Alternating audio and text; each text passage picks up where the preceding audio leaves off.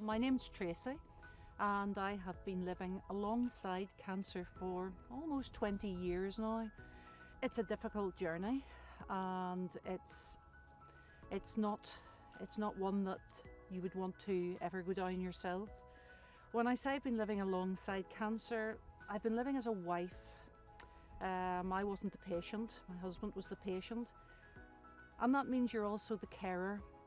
You're also the one that's there through all the hardships, the chemotherapies, the low times, the high times.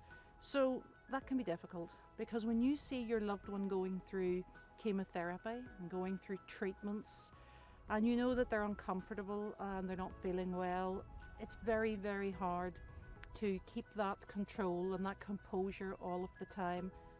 I was the person who said to my husband, you've got symptoms that don't look right, they don't feel right to you, you really do need to think about going to see the doctor.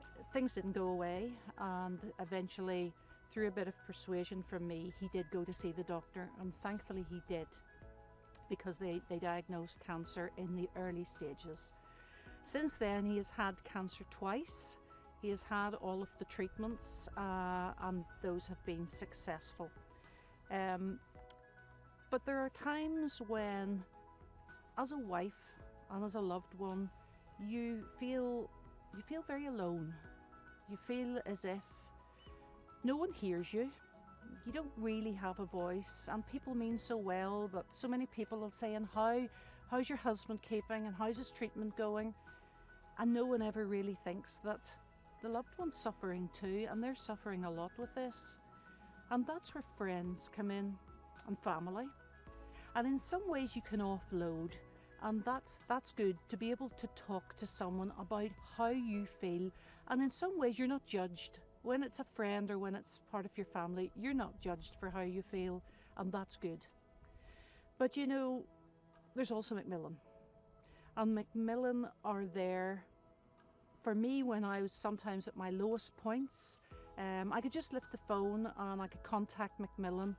And for you as well, being totally selfish about it, you know, we have had many, many years now of being cancer free and enjoying life to the full. And as I said at the start, if my husband hadn't have gone to the doctor when he did, we wouldn't have had that. And that's really what it's all about. So, you know, take my advice, seek out Macmillan when you need to, and if you need to, seek out your family and friends. Let them be a shoulder for you to cry on if you need to. And the most important thing of all is please, please nip cancer in the bud.